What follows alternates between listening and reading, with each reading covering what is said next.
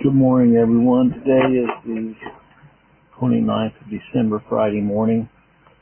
Mark is continuing to read in this book, The Manner of the Kingdom by Cleve Brantley. Today he's ready for pages 19 through 21.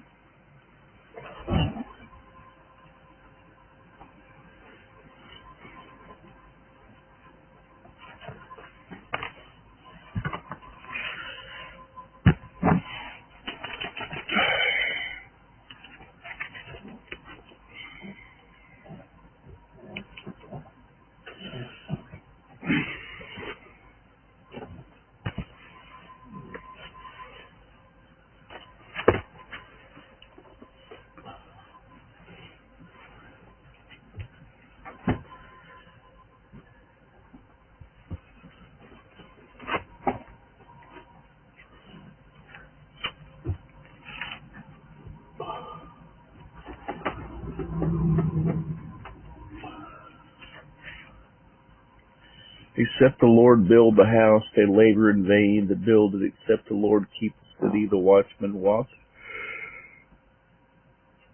The watchman waketh, but in vain. Psalm 127:1. What is wrong with man's choice? It has no foundation, it builds upon the sand. True man exercises his choice and builds his house of life. That house is built on no sure foundation. It stands over an open grave into which it falls at last. The labor, therefore, is all in vain. The house but a gilded tomb full of excess of dead men's bones. Life is rotten at the core. We dress it up so that outwardly it appears beautiful, but that beauty is vain. A sham and hypocrisy. We climb, but all our ladders fall an infinite distance aboard of heaven. So a distance short of heaven. Any success we attain is momentary. Our choice is worthless. God must choose our inheritance for us. Psalms 47:4. Suppose God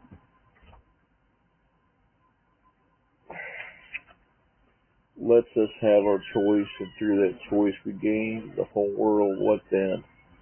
For what shall it profit a man if he shall gain the whole world and lose his own soul? Or what shall a man give in exchange for his soul? Mark 8:36-37. Nay, but we will have a king over us.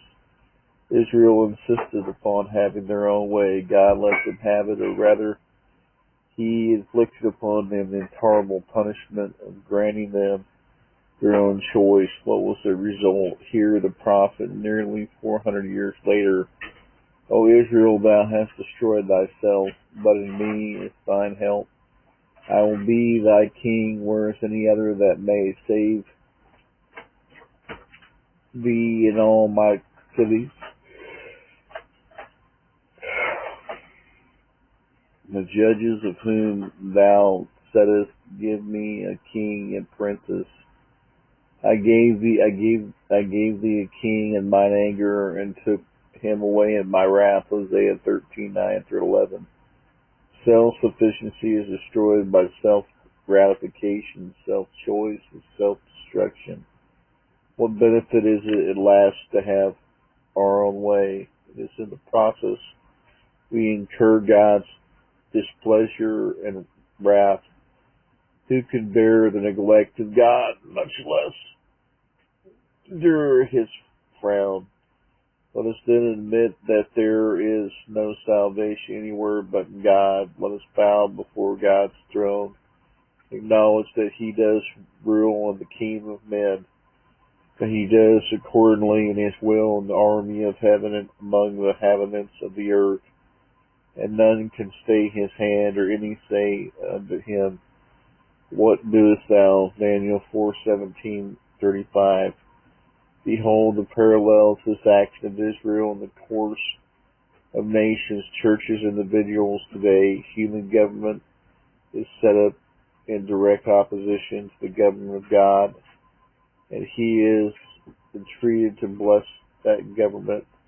And of course, God is expected to do so, and men delude themselves into believing that God is blessing them, even when it is apparent that such is not the case. Nations engage in war, and each nation claims God is on their side. Always in all things, men seek to make God their accomplice in sin. And the tragedy is that no one sees anything wrong with such a course. This attitude is political.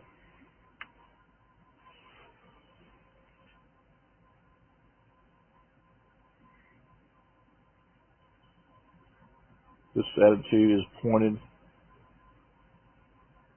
proves that the prevalent philosophy of the vast majority is that God is somehow indebted to them personally, and therefore under some kind of compulsory obligation to pardon their sin and bless them in it, no matter what that sin may be, nor do they conceive of themselves as being indebted to God in any way or under any obligation at all to Him. The modern churches were responsible for the existence of this philosophy, for it represents their whole teaching and practice. Churches today are political, sectarian, and thoroughly conform to the world. Salvation is taught as a manner of diplomacy. Pull the right string, manipulate the right wire, join the right church, mingle with the right crowd, in the right society, associate with the right people, observe the right ritual, mumble the right incantation, pay your tithes, and God is bound to save you. Salvation is taught in the modern churches as a matter of politics or of joining the right church.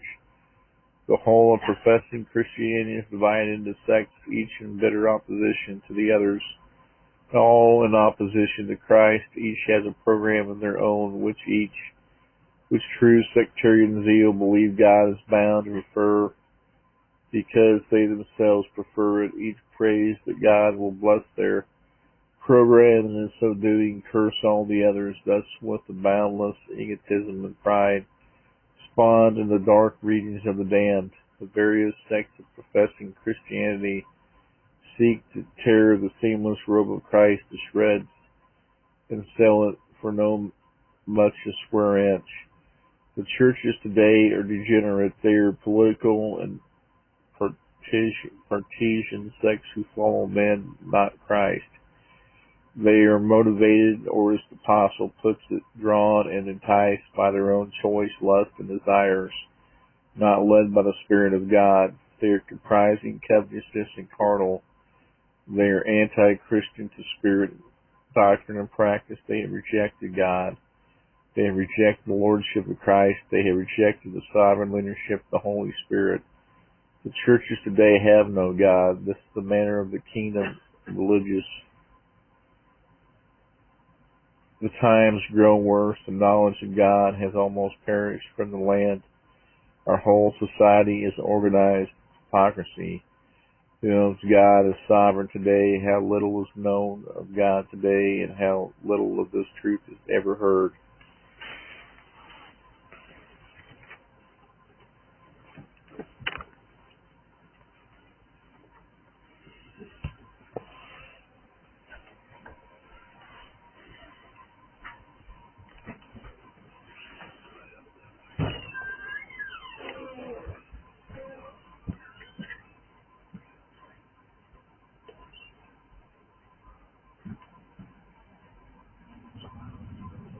Okay, well, thank you, Mark, for doing that.